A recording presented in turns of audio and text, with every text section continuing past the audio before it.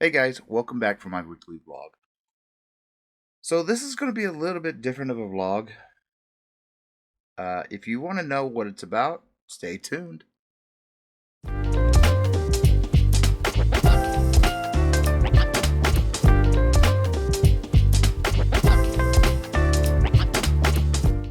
Alright, so I said this is going to be a little bit of a different vlog. I've been asked several times to do like a sit and stitch. Um, and people have been wondering my crochet story. So we're going to talk about my crochet story. Now what I'm working on is something for another tutorial that's going to be coming up. I hope sometime before October. I'm trying, but I have a lot I need to do, so it's just going to be one of those that I'm going to be trying to get it out by then, and it is going to be a bigger project than I have so far. So my crochet story starts when I was 14 years old. Actually, it kind of starts way before then. I want to say it was around, I don't know, like the first I can ever remember is always seeing my grandmother sitting there always with her crochet needle crocheting blankets. She made every one of her grandkids a blanket for when they were born. And I have mine still, and everybody, I believe we all still have ours. She had 17 grandchildren. So she made all of us one. So my earliest memories are always her sitting on her couch in her corner and sitting there crocheting constantly, making blankets for grandkids, the great grandkids, churches, the babies at churches, you name it. Well, I ended up living with her because my grandfather passed away and she didn't like being there alone. So I moved in with her.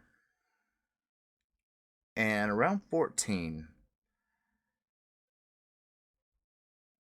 it was a bad, snowy winter. And I do remember it being boring.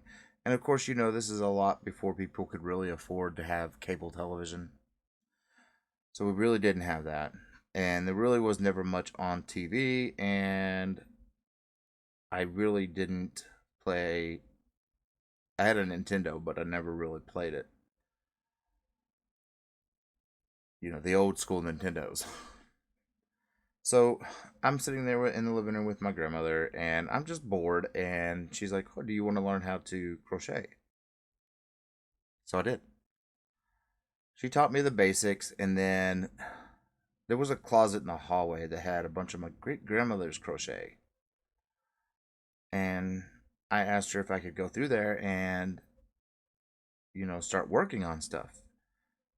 She said, sure. So my great grandmother was doing these pillow cases and very decorative. And I grabbed one and I was like, I want to work on this. And she's like, are you sure? You don't, you're very, very new. Yeah. So I pulled out, I examined the stitches and I pulled out the stitches slowly so that way I knew what she did. And if I had any questions, my grandmother sat there and she would answer for me.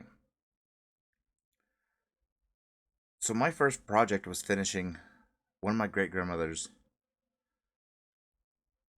pillows, decorative pillow cases that you would put on your couch.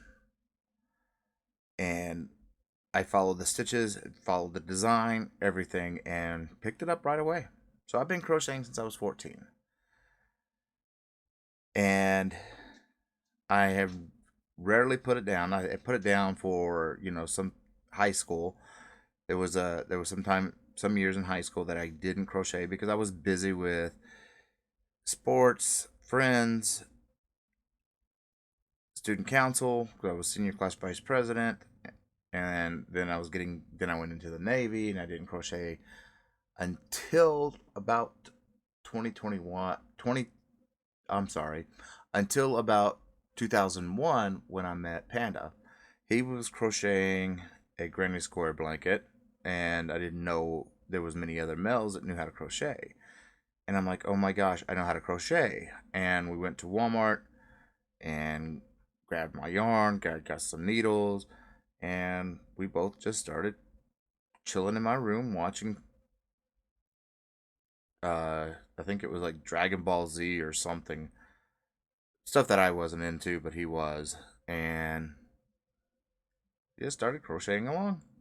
Him doing his granny squares and then me doing my blankets, and just looked like two old men just sitting there crocheting, watching watching our shows, our stories. And I've been kind of crocheting pretty much nonstop since 2001. I did have some breaks, but then I want to say it's about 13 years ago I found Tunisian. And that is a story in and of itself. I was crocheting stuff and making blankets, and I was getting tired of the holy aspect of regular crochet. I wanted to find something different. So I went scouring the internet, as we do when we want to find something different. And, well, of course, there wasn't much on YouTube. So I saw this picture on, I don't remember what website it was now, but I saw this picture of this stitch. And it was the simple stitch. Now I know it's the simple stitch. Back then I didn't. And I'm like, what is that? And I start reading, and I grabbed my regular, I grabbed one of the cheaper non ergonomic hooks and just started kind of worked up a nice little swatch of 10 stitches and started playing around. I was like, oh my gosh, I like this. The fabric is nice and thick. I'm always a cold nature person, so I want something cold, warm on me, and Tunisian blankets are warm. So I was wanting something, with less hold. So I did a few swatches and I just loved it. And so I went to Walmart and grabbed the long Afghan hooks because I saw how much the Tunisian hooks were, and I'm like, I don't know if I want to spend that yet. I don't know if I like it. So went to Walmart, paid like $2 or $3 for a pack of two of the long metal Afghan hooks, boys. And I worked up some swatches, long, wider. Right here. I worked it up, and I was actually, thank goodness is really this holds a lot because I actually did a blanket on this, and I loved it. It came out so nice and warm. So I'm like, okay. I did a few scarves, and I loved it so much. So I talked to Panda, showed him, he loved it, and we went ahead and ordered our first Tunisian set, which is a set we still use too. He's actually in there using one of the needles from it as we speak. And it was a dream set, one of the first ones that they did. And that set got used a lot, and I did quite a few blankets in the simple stitch. I wanted to figure out how to change colors. So I did quite a few things.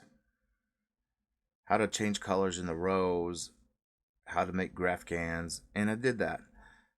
All while still learning a lot of other stitches because just like crochet, Tunisian has a lot of different stitches. A lot of different stitches. And they each have their purpose. You know, you're not going to make a winter item in a mesh stitch. So that they all have their own purpose. And I like that about Tunisian. So while I'm doing graph cans, and figuring out different styles and different stitches, I start having ideas. Stuff out of my comfort zone. Because blankets were always in my comfort zone. Well, I started getting out of my comfort zone, making socks. Well, I didn't know how to make socks. So I didn't have any in the round. So I made a pair of socks that were flat and they had to be sewn, you know. Gave those to my mother because she's like me. She doesn't like cold feet. And she loved them. And then I was like, okay, I need double-ended Tunisian needles so that way I can do in the round. Well, got me some at Joann's. I believe it was Joann's. I don't remember now. Been so long ago. And made my first pair of socks. Then then I got brave. And I'm like, well, I'm going to really step out of my comfort zone. I'm going to make a sweater. And as soon as I said that, Panda was like, well, are you going to watch somebody learn what you're doing? No, I'm not. I'm going to figure it out myself. Better way to learn than figuring it out. And I figured it out. So I made my first sweater all in the round. And that taught me a lot about garments. I have worn the sweater a few times. It is a very, very, very thick sweater, so it needs to be really cold outside. So I did it in 4-weight acrylic, you know. I didn't want to go all out and spending a lot of money on lots of yarn, so I had yarn and it was already 4-weight, so I used it. Then I continued stepping out of my comfort zone and made a diaper bag and so forth, so on. And here we are today. I love stepping out of my comfort zone. I know everybody has their fallback, and 9 times out of 10, almost everybody's fallback is the same. It's a blanket. Because blankets, if you're just going to do a basic color, it's mind numbing, and you can just do it. Well, I'm kind of blanketed out, you know? Especially after making the huge blanket. Now I'm going to be making blankets. I've got a few that I have designed that I'm going to be putting on the hook here soon for tutorials. One for Boggy Creek, and that one is going to be still beginner blanket. However, it's going to be incorporating some stitches, quite a few different stitches together. So it's going to be not too beginner friendly, but it's going to be still beginner friendly. And then the other one I have is very beginner friendly. And there's a few others I have designs for, but there's other stuff I want to do, you know? There's so much I want to do. Shawls, I want to do wraps, and that's so much I want to teach as well. There's just so much. I'm going to be doing a winter gear series here shortly that is going to have, we're going to do a scarf. We're going to do fingerless gloves. We're going to do scarf, fingerless glove, a slouchy beanie, and leg warmers. And then, then there's going to be a Halloween item that I've already designed. I just got to make it.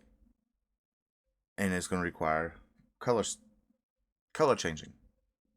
And there's going to, I have, of course, like I said, shawls, sweaters. There's a pullover that I'm still in the process of designing. I'm pretty sure I know how I'm going to pull that over. A hoodie. I'm pretty sure I know how I'm going to pull that off. There's going to be a bed runner. There's going to be a bunch of stuff coming. And I just got to, with Tunisian, of course, it is slow. And you can only do it so fast And if you go any faster, your work starts looking like poo, you know. And I'm not putting that out. There's going to be some cardigans. When I'm going to get to those, I'm not 100% positive. There's so much to get to. And when I asked you guys a week or two ago of what you would like to see on my channel, a lot of y'all gave some really good ideas. A lot of good ideas. And some gave ideas that I've already had on my list. So that's great. It means we're all on the same page. And I did write everything down that everybody suggested that I didn't already have on my list. And those will be getting worked into the rotation. I'm not going to be rehashing things that other people have done. I want my stuff to be genuinely new, or something that I have permission from to take from regular crochet to Tunisian, just like this. This is the 1986 Magic shirt. Done. And it came out wonderful. It is done in bamboo. And I have enjoyed making it. It did take me a little bit longer, just because one, I got sick and other issues, and two, the stitch is slow. I was working with a yarn I've never worked with, the bamboo. I was doing something that I have never done, which was take a crochet pattern and turn it into Tunisian, which that's not the hard part. The hard part of it all that took me the longest was about 3 weeks, and that was to determine the stitch. To determine a stitch that did the project justice, because I just couldn't put a project out there that, in my opinion, didn't do the object justice. I wanted the stitch to look similar to what she used. I wanted the colorway to look similar to what she used. So there's not a huge deviation from her original idea. Now, the one thing I didn't do is I didn't add a pocket.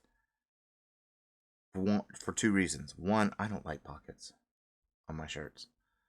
Two, this stitch would be hard to add a pocket to without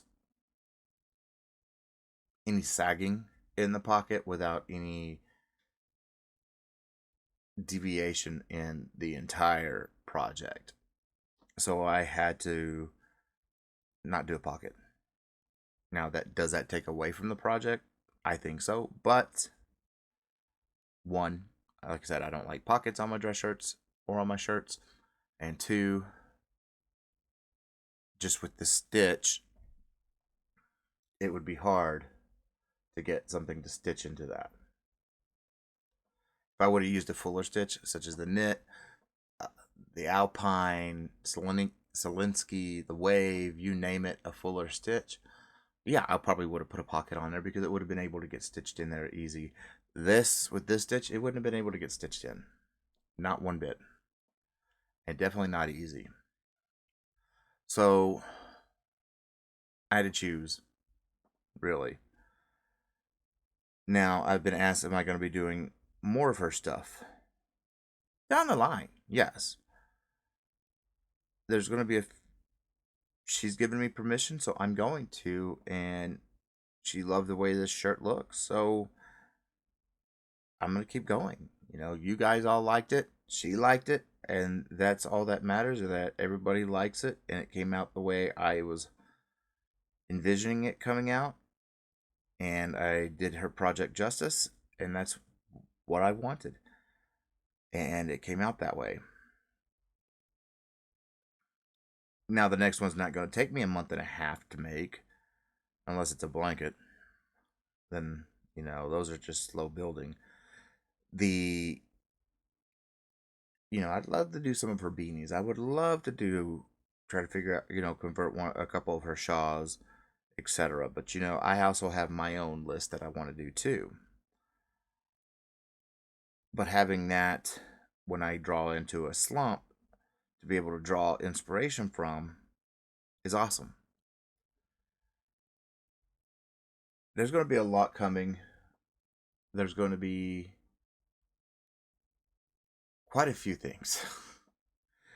I just wish I could tell you everything without giving stuff away, because I want you all to be genuinely surprised, and I want to I want to be able to keep upping my game, if that makes sense. Like with this whole um Boggy Creek blanket, I couldn't do another, what is it? Another checkerboard. I couldn't. I don't want to be the checkerboard guy. I don't want to be, that guy. That guy. That oh, he only knows one way to do things.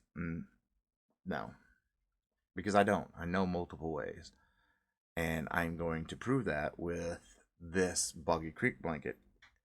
Boggy Creek blanket took me a week or two, maybe 3 weeks to actually come up with the actual design, bouncing it off of Panda's head. So that way I have an outside person that, yes, he's invested in it because it's me, but he's not invested in it because he's not making it.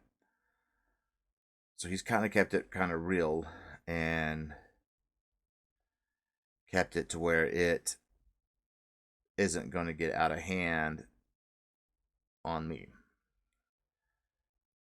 And because some of the things that I wanted to add, he was like, are you sure you want to add that?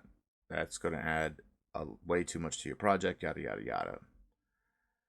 And so the Boggy Creek blanket that I am doing will, like I said, it is beginner friendly because I'm going to be teaching it. However, because of the combination of stitches, it may not be too easy to do. It won't be hard, but it may not be that easy to do. But there is another blanket I have that I'm going to be doing right afterwards that I'm going to come out with. So it's an alternate. If you want to use it for the Boggy Creek, you can. And that will be flat out 100% beginner friendly. But the first one, the reason why I had to up my game. You all know that. I can't put out mediocre stuff, especially after I've been putting out really great stuff. Or, this is my second blanket for the channel. The first one, went up for auction and raised a lot of money. Now this one, I have to up my game. So it's going to be a really pretty blanket. It's going to be very colorful, but there's going to be symbolism and meaning behind it. Almost everything I do, there's always symbolism or meaning behind it. If I do something for somebody, there's a reason why I'm doing something for somebody. I have gotten to study them. I have gotten to know them. I base my stuff around them. So especially when it comes to blankets, I like my projects to be one of a kind or specialized for that purpose. And this blanket, the Boggy Creek blanket, is inspired by somebody we all love, and I will cover that when I start doing the blanket. It is going to be 1, 2, 3, 4, a 6-row repeat. So it's going to be, and I'm trying to make sure the measurements are 100% on. And that way, all you got to do is keep your tension the same, follow the same needle I use, do the stitches, bingo. It falls right into place. The measurements are great. That's what I'm trying to make sure I get done. The second blanket is just something, a stitch combination that I came up with that I know is not out there, so I know I came up with it. So it's going to be a lot easier of a blanket to do.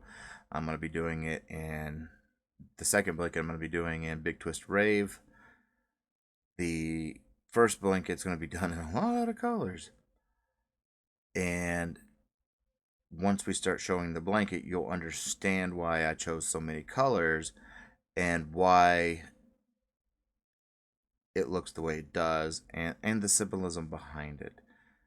Because, like I said, everything I do has symbolism behind it to a point, you know. Sorry, my stopper keeps hitting my printer. But there's going to be a lot more coming. I will be doing some more bag-a-day conversions, and I will be doing my own stuff as well. But I want to thank you all for being here on this journey with me. That's pretty much my crochet story. It's not an elaborate one. It's just, I've been crocheting since I was 14 years old. I'm 47 now. So that tells you 33 years. And there's been a few years breaks, because of life, military, and other life stuff. But for the past 12, 13 years, I have been doing Tunisian pretty much nonstop. I say the last break I actually took from Tunisian was actually last January 2023 till about March 2023, give or take. Before I got my spinal cord pain stimulator implant. That's about, yeah.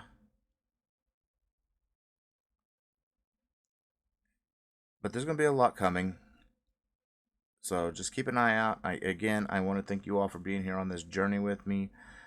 You guys make this worthwhile. You guys really make us creators feel wanted and loved and cherished. And I know Tunisian's not everybody's cup of tea, but it's somebody's cup of tea. And I like doing it. Y'all know that's a lie. Y'all know that. I love doing it. I love teaching it. I love showing you all the different stitches. Again, there's a lot of stitches, and I'm going to be doing them all. And I just want one place where all these stitches are at. I don't care if it's my channel or somewhere else, but I would love to have all these stitches in one place so we don't have to search all over the web for stitches. We don't have to do what I have done, dig deep into online archives, from old communist countries to find these stitches, or have people send you publications from the stitches from a publication from the 1900s or from the 1890s. If we can get all these in one place, then hey, you know what? That's awesome, because then they're not spread out. And if we can get more men into either crochet, knit, or Tunisian, let's do it. I know men are out there that do it, but there's a stigma attached to it, and let's break that stigma. Let's do away with it, because this is the best therapy in the world, and you guys make it possible. So I really want to thank you all from the bottom of my heart. Thank you. So with that said, this Friday's tutorial will be that shirt. It's going to be a long one. I'm going to start editing it on here soon. and it's a lot of videos that, because I filmed it in stages, so I've got to do a lot of editing to make sure it all gets to where it needs to be and comes out the way I want it to be. But I want to thank you all for for being here and actually just being here for me, being here for us. And with all that said, folks, as always, keep stitching.